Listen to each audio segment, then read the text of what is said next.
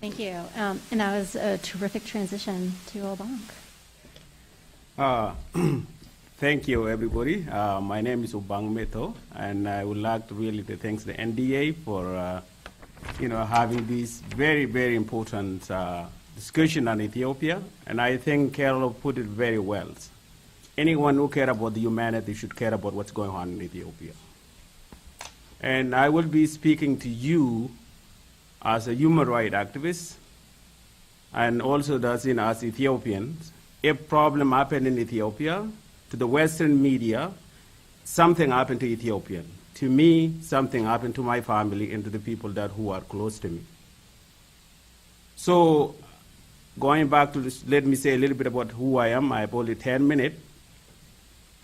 I've been working as a human rights activist for the last almost 15 years. It happened in 2003 when there were a massacre that took place in the Gambela region in southwest of Ethiopia, where I come from originally, where 424 people were killed by the National Defense Force. At that time, when the human rights abuse took place, this place is a very marginalized area. People were not making much of awareness about it, so I did get involved. We set up an organization, an ethnic-based organization called Anuak Justice Councils, because the group who were targeted was an ethnic group called Anuak. We did work with that. Later on down the road, we learned that the problem why these people were targeted, because they were not seeing us, one people. The humanity was lost. And we saw that the problem of Ethiopia, the justice will not come to Gambela unless it comes to all Ethiopians. We realized that the failure of Ethiopia's system, because Ethiopia is the only country in the world where the constitution of the country is being named under nation nationality. American everywhere say that we the people, in Ethiopia say we the tribe. The people in Gambela, when they were targeted based on their ethnicities. And I found that was the problem. To root that problem out, we thought that to set up an organization. And that organization is the name that you see in front of me, Solidarity Movement for New Ethiopia. Someone may say, why New Ethiopia? Not changing the map, not changing the flag, but changing the thinking of Ethiopia. And also that in Ethiopia, that where the humanity comes before ethnicity or any other difference, because we come to this world with no language, no religion, nothing, just human. And to be a human, that your right has to be protected, because none of us will never be free until we are all free. Since that time, we've been advocating this since 2008, and we speak up when injustice is committed to anybody in Ethiopia. We don't care what their ethnicity are, we don't care what their political affiliation are. By being a human is enough. The organization have three ideas: advocacy, awareness, human rights. So Ethiopia in the last 3 years, there were protests. People were coming out, students are protesting. Finally, luckily enough, Dr. Abiy came in. When Abiy came, like most of the Ethiopians, I was the first to support him. I didn't support him because of his ethnic group. I didn't support him because of his political ideology. I support him because he stood up for the rest of all Ethiopians. And I gave him the reason of the doubt, say that, this man will do the right thing. Yes, he did. He released political prisoners. He signed agreement with the neighboring countries. He allowed all the political opposition leaders who are being accused of being a terrorist to come back home. Most of the Ethiopians went home to celebrate, but we went home to do the work. Our team went to Ethiopia with a name called Team Ethiopia. We call the name Team Ethiopia because today we are living in a country where the Ethiopian really question if they are really Ethiopian, even though they live in that map, in the map of that country. We went there as a team, and then when we went especially to almost 7 regions of Ethiopia out of the 9. The number one thing we did was to go to Gambela region where I came from. We met with the president of Ethiopia, who said that the real source of the problem in the country especially is ethnic violence. So we went there to give a hand for the right and for the well-being of Ethiopia. So we decided that one of the areas that we need to focus on, the youth, because the university become the battlegrounds where the kids kill each other. Second, the elders, because elders are the wisdom, the people that we know that listen to. Most of the African justice have not been done in a room with a table, but it's been done under a trees. Most of the dispute that have been resolved in Africa has not been resolved in a courtroom, but under the trees, because those people do matter. We went and listened to them.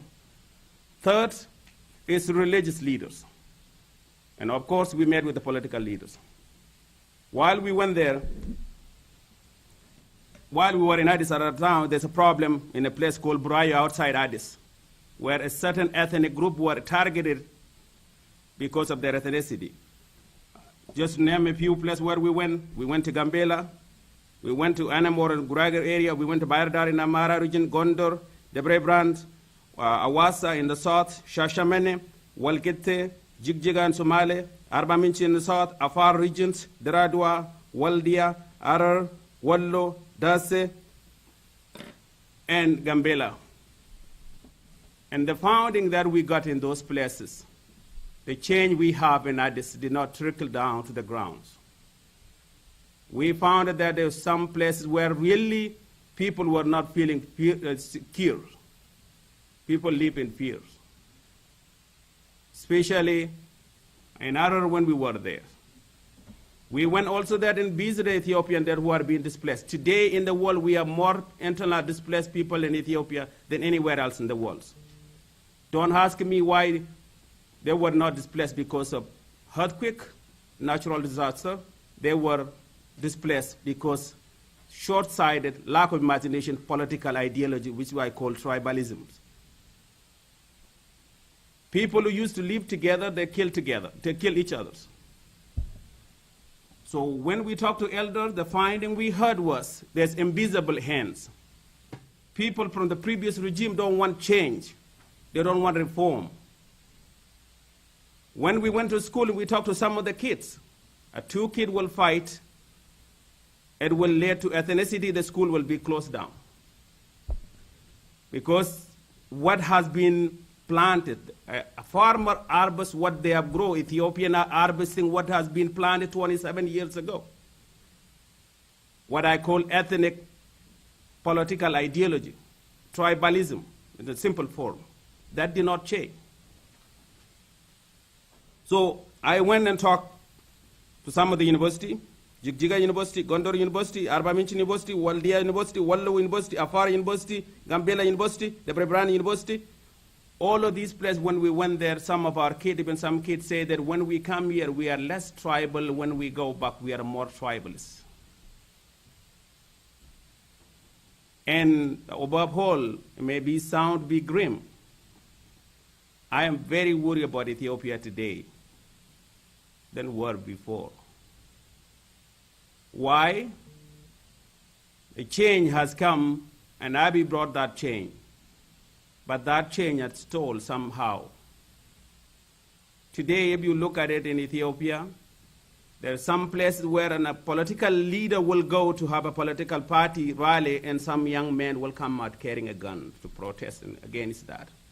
There's a dispute over a land, and a young man will stand outside with a machete. That machete is not to cut the trees. That's what I mean, that we lost the humanities. And to change that, it requires critical thinking. And I'm glad that we are talking about this. Most of Ethiopians seem, and Carol put it very well, most of Ethiopians seem to be afraid to speak about this because we don't want to criticize the great things that Abiy has done. No. We have to speak up. One way or another, we will deal with it later on. We have to talk about the elephant in the room, what I call ethnic politics. And ethnic hatred politics. There are some group who used to be abroad, living in the U.S., in subsidized U.S. house, going to Ethiopia, telling people you don't belong to this area. Calling some of them settlers. Ethiopian, when we come here after 5 years, we are an American citizen, we are not settlers. And these issues seem to be not being addressed. Yes, Abiy has appointed Chief Justice to be a lady. Yes, he appointed freedom fighters to be, election committee. Yes, he appointed more women to the parliament. Yes, but that's not enough. To me, the meaningful reform has not begun. A meaningful reform, what I mean by that is, number one, constitutional reform. Number two, institutional reform. Unless we deal with these, changing a driver doesn't make really the car to go. Especially in Africa, we know that the roads are terrible. And when we get a driver that really terrible, people will get so frustrated and they will start screaming. It's not about changing the drivers. Making sure that we have a car that functions effectively. And what are those part of the cars? Institution, independent judiciary, independent militaries, to reform this constitution and change these two things. Unless a meaningful reform come, Ethiopia is going to collide. And if it does, the problem will be just unimaginable. When I was there was a problem between Oromia and Somalia and Benish and Kol. Because of the population within 2 days, 93,000 people were internally displaced. Imagine if that problem get out of control. What would be in humanitarian disasters? And so that's why I said it matters. As someone like me who are promoting, advancing, fighting for the human right, not a tribal right, I would rather be isolated by not speaking up, telling the truth, than ignoring my conscience. So within that in mind, I know that I have 1 minute left. Yes, Ethiopia, what happened, people view it as miracles. But now this country have anxiety. People are afraid. They don't know what will happen tomorrow. So it seems to be that the prime minister is trying his best, but the future of the country doesn't depend on a one man. I'm not begging the Western and say that come and do this. But to the Ethiopian, that I will talk to them. And my message to the Ethiopian is simple. The problem of Ethiopia has been created by Ethiopian. It can only be solved by Ethiopian, but you need other people to come to your side. In that case, the elephant in the room, we should talk about it. Those who are promoting ethnocentric groups need to know where the ethnic politics was practiced. Yugoslavia, Rwanda, you name others. And that should not come to Ethiopia. Ethiopia, as they say, that a young population, almost 70% of the population are under the age of 30. And most of these are young people who are looking for a job. One thing we've seen that seems to be there is no roadmap for economy. And because that goes back to what I say earlier, that, the direction, there's no roadmap, a clear roadmap to where the country is going. Second, too, there's so many instability going on in the places. In every other part of the regions, you see this violence going on, and some of these violence are ethnic-based issues where, it's a paradox. On the top, you see you have a prime minister speaking about we are one Ethiopian. The Ethiopian patriotism is really amazing and great, but at the bottom, there are some people who say this is the time now that we advance our ethnicity. So the two doesn't connect. And also one thing we found that some of the young people, you will not get a job in certain states unless, because the regions are named after the ethnic group, most of them. And so unless you are from that regions, you cannot get a job in other places. So I find that was one of the things that we found difficult talking to the young people. But the biggest thing is lack of job to many kids. This prime minister gave so much hope to the countries. And now the hope people were looking for something to come through is not going to. Now the hope has turned to anxieties. A gentle farmer told me that, you can give someone a hope, but when that hope, right now we are living on hope, but when the hope goes, we don't know where we're going to go. So the same thing that in terms of the economy that he's talking about. So the economy of the country, there's a problem. I know that the prime minister went to come to Europe and there's some donor wanting to give them money, this is good. But again, unless you give the people hope and take away that anxiety from people and feeling that things are stable. Even the capital city now, there's a debate who Addis Ababa should belong to. So that's what I mean. The issues that, from the outside we don't know, but what's going on inside is much more grim than what we are seeing. So the issues of economy, the reason why we didn't touch it is not like it's important. It's not like it's not important. It's very important. But there are other things that you are dealing with. People buying guns. You seeing, because the whole country is that we don't have an ideological political party. We have a political party based on ethnicities. And people feel that it is my turn to eat. Some of the people are now claiming, even with the prime minister coming, there are some group who say it's our turn, not the turn of the countries. So in that case, our turn also that, so you want to have the money, have the whatever source for yourself. For the last 27 years, people live into that kind of thing. And so where the country is going, in terms of if you deal with the economy, you have to deal with this big elephant in the room, which is eating the societies alive. That is causing almost 3 million people from being displaced from their place. We don't even know when they will be going back home. Recently, it came out to us and where the Ethiopian diaspora raised, money. Money is just a bandage solution. But would these people go back home? We are talking about election, exactly a year from now. Would that time, would the election go? And if election go, election is not just going to go and vote. You have to really prepare the people mentally to go and vote and see who they will vote to. Would that be something? Especially having a countries where someone cannot go and have a campaign in a different region because their ethnic group doesn't belong into there. Because we become a whole bunch of tens of tribals rather than a nation. It's very difficult for a nation building. It's very difficult to build, to bring the economy. So that brings back to you what the U.S. could do. I think the U.S. has to definitely speak out about this, the critic. We should not be quiet. Yes, the change is good. But again, the change of the country cannot be roam around only a prime minister and individuals. And this is the thing that Ethiopia has so many missed opportunities. When Haile Selassie government collapsed, we did not have a transitional where the people-driven movement came in. The Derg came in, carry on, Red Terror, so many people were killed. When the Derg collapsed, the TPLF, the group that is separate, who went to the roof, to the bush, not to liberate Ethiopia, to liberate their ethnicity, came in and they took over. In terms of the international community kind of rally on them by having a conference in London. We don't want a second conference, second tribal conference in this time. So the U.S. also has to be. I know that Armenco and other group played before, but now what the Ethiopian want is a democratic government of the people by the people, and that's why they support Abiy, even though Abiy belonged to the party that terrorized them for the last 27 years. So the U.S. can play a role, and the role is to empower the people. Right now, it become that the prime minister become the opposition is the government. The opposition who went back from here to the countries, they are in Addis, they don't have the money, they don't have the resource, they cannot organize. Most of them, 107 organizations. Out of that, all of them is by tribal, because by organizing a political party by ethnicity in Ethiopia become a passion. So U.S. can, and donor country can empower those people to let them have a dialogue among themselves, to let them even talk and say that, you know what, we deserve, in 21st century, no one should be able to run the country based on a tribal of ancient time. So in that case, the donor like NDA and other groups are doing a good job.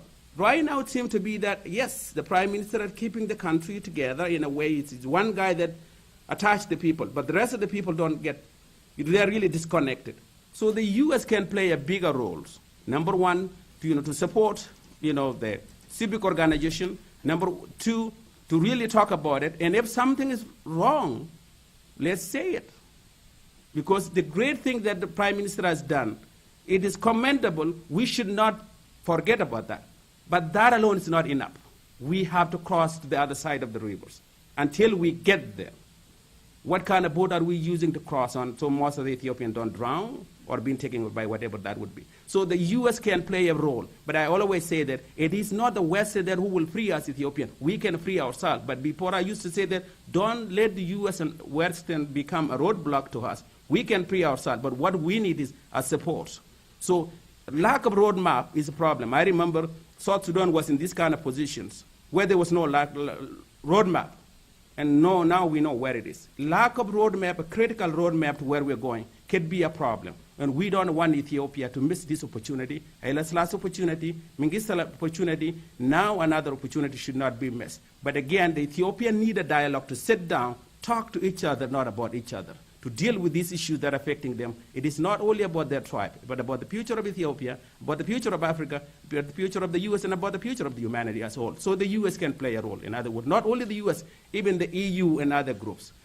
Abiy is a one guy, but we should not put everything in him, just like every other country. Imagine where we are if we give everything for the president of this country to elect all the judges to do this. If it is not right in Washington, shouldn't it be right in Ethiopia? For sure, dialogue is very, very important. It also is urgent. We're dealing with, we don't know what will happen, 2 months from now, 3 months from now. So the sooner, for sure, you do is the better. So what could we do, if, say, that charity proclamation that we had before, it almost disseminated any kind of activity in Ethiopia. It was against law for women empowerment, child rights, reconciliation, even it was anti-people getting together.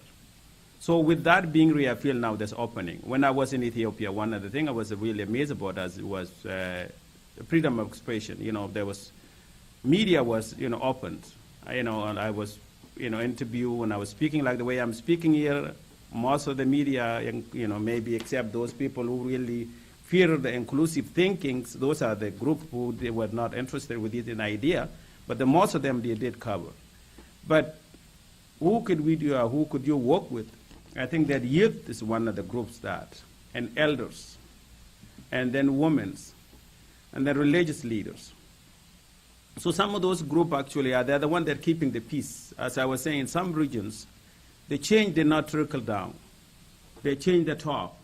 But the same people who are running the Warada or Kabale are the same cadre that used to be there before. So it's very difficult to clean those people. Amazingly that, traveling the country, one of the places that I feel the most safe, even than others, people told me, it's in Jigjiga, in Somalia regions.